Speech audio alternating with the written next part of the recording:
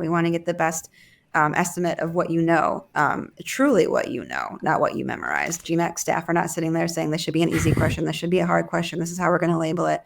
It's 100% data-driven based on the responses that we collect from our candidates. How much does luck play a role in a candidate's score from day to day? Not much. So we try and minimize the role of luck. First, can you say a little bit more about those experimental questions? And second, how many are there? Can you tell us that? I cannot tell you how many there are. I can tell you they're in every section.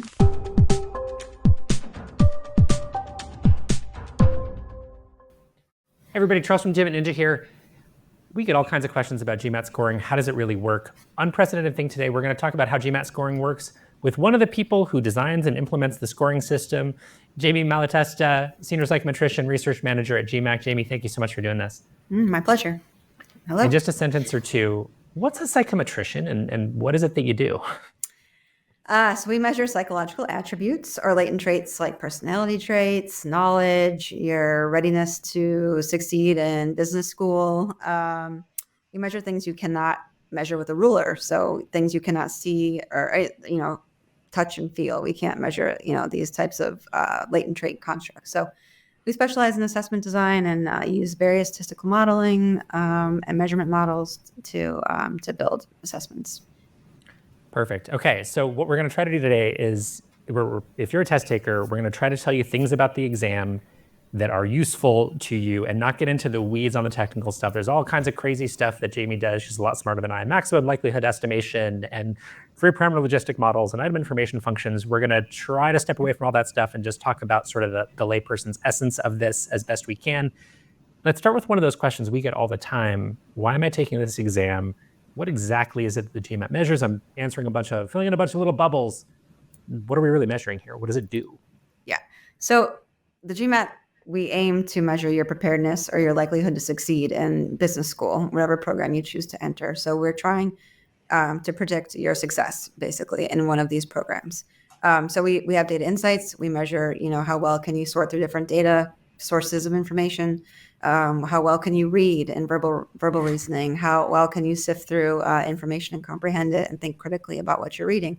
In quantitative, we measure how well can you problem solve, using various algebraic or arithmetic types of very basic math functions. Fair enough. So on one level, it's, hey, here's 3 sections to the test that kind of look a lot like the sorts of things you're going to do in business school, obviously in a slightly different context. But really what you're doing with all that, among many other things statistically, is saying, well, hey, we're trying to design a test that correlates strongly to your performance when you get to business school. Is that fair? Exactly, yes.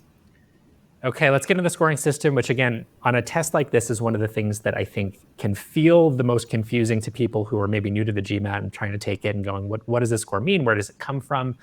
So how does GMAT scoring work? So what does a candidate really need to understand about the basics of what's useful for them as a test taker when they go on to take the test? Sure. So we use maximum likelihood estimation. Essentially, we're looking at the patterns of your responses. So incorrect and correct. So we look at the pattern of your responses to the questions, and we take into account the question characteristics, like the difficulty of the questions. And taking this whole string of responses, we get this maximum probability likelihood function, basically telling us what is the most likelihood score, what is the most likely score that would have produced this string of responses, simplified. So we're not using number correct scoring. We're not looking at, how many questions you get right or wrong only. It's not based on that. It's based on the pattern of responses to these questions and then the characteristics of those questions too. Okay, so it has much more so it's not how many you get right and wrong that determines your score. It's what you get right and wrong.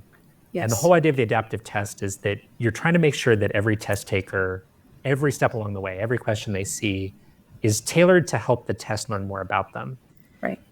The thing that I think most test takers are aware of, okay, this has something to do with difficulty. So if I perform well on this adaptive test, I get the first few questions right, I'm going to see a harder question. Or if I do badly, I'm going to see easier questions. So there's this idea that difficulty plays a big role. I guess let's start here.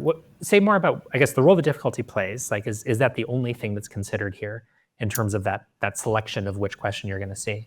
No, so it's not. So that does play a role. So we do try and tailor our questions to match your ability that we know up to that point based on what the questions you've answered are. We also have very tightly controlled test specifications that we have to follow as well, meaning we want everyone to answer the same content. Basically, we want to cover our content domain adequately for everybody. So that's another constraint that we have. And the third constraint we have is associated with the test security. So as questions are given more frequently to different candidates prior to you, we collect that information, and we tend to rest questions that were seen heavily before you came in to test that day. And so we do that for test security protocols because we want to make sure that we're giving a valid exam. We want to make sure these questions weren't exposed or leaked on the internet somewhere. We want to get the best estimate of what you know, truly what you know, not what you memorized. So that's part of it as well. So we have three main constraints. Perfect. Let's talk just a little bit more about the difficulty levels, even though that's not the sole component of sort of how questions are determined on the test. Where does that difficulty level come from? A lot of test takers take a practice test or the actual exam and go, well, all those questions felt really easy, but then I looked and they were labeled as difficult, or vice versa. They were really, really hard for me, but it said they were easy. So where do those difficulty levels come from? Or are you just kind of sitting there going, well, this one feels hard, we're going to label it as hard, or is it something else going on? Yeah. So our difficulty comes solely from the data. So at the beginning of an item's life cycle, we treat it as an experimental question. We put it on the exam as an experimental question. We collect data on it. Based on what the data tells us, we calibrate the item using statistical methods. We don't intervene whatsoever. GMAC staff are not sitting there saying this should be an easy question, this should be a hard question, this is how we're going to label it. It's 100% data driven based on the responses that we collect from our candidates. Or you guys. So that's exactly why we care so much about these experimental questions. We want to collect good information and valid data on them so that we can use them in the future. Perfect. Okay. So difficulty level message for test takers: don't try to predict how difficult a question is. Even experts can't tell because it's determined empirically by how well people perform on it. Yeah. How difficult a question looks and how difficult a question is statistically are not related. Put it out of your heads when you're taking the test. Please, please, please. Back to the experimental questions. So when you say experimental question, these are items that you see on the actual exam. You don't know which ones are which, right? These are questions that are there. They don't count towards your score, but really the idea is that you're trying to figure out, okay, what sort of characteristics does this item have? Is it difficult? Is it not difficult? How many of those, can you say a little bit more about those experimental questions? And second, how many are there? Can you tell us that? I cannot tell you how many there are. I can tell you they're in every section. They don't count towards your score. They are in different places for everybody. That's not uniform. We do that on purpose because why I explained earlier. So I really can't tell you much more than that. Sorry. Perfect. Okay, so they're there so that you can keep developing new items. That's the way you keep the test flowing and make sure that people are seeing questions that. Right. Yeah, so they serve a purpose, right? Because we're refreshing our prep exams, for example. Like every year we publish new prep exams, and those use real items from GMAT, the real GMAT exam. And so in order to do that, we have to replenish those items somehow, right? So that's part of the whole life cycle as well. We also deactivate items just over time for being outdated and for overuse. And that's, again, getting at, we want to make sure our scores are valid and have good meaning for schools and for candidates. So on that question of how many of these questions are experimental, we get that question all the time from test takers. For what it's worth, guys, again, plenty of reasons why JV can't answer that, test security being one of them. One of the others, honestly, from my point of view as somebody who coaches test takers, is I don't want you thinking about it when you take the test. It does not help you. Don't try to game the test like that. You're just going to get in your head. Answer what's in front of you.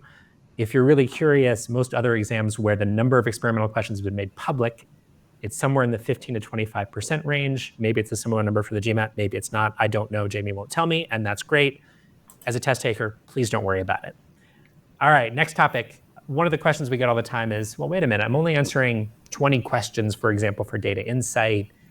And hey, on one day I saw a bunch of questions that were of a type that I liked, and the next day I didn't, and it just feels like luck isn't a component here. From your point of view, how much does luck play a role in a candidate's score from day to day? Not much. So we try and minimize the role of luck first and foremost. But we also have, like I said, our test specifications, right? So every candidate sees a certain proportion of different item types and different content areas. We control that on purpose to make sure we're making meaningful comparisons. But it's not unusual to see some slight fluctuations day to day, and there's where we expect that. So within a section, the section score could fluctuate plus or minus 2 points, right? That's very common. That's not atypical. That's actually the standard error measurement for the section scores are roughly 2 points. Total score, we expect it to fluctuate plus or minus 24 points.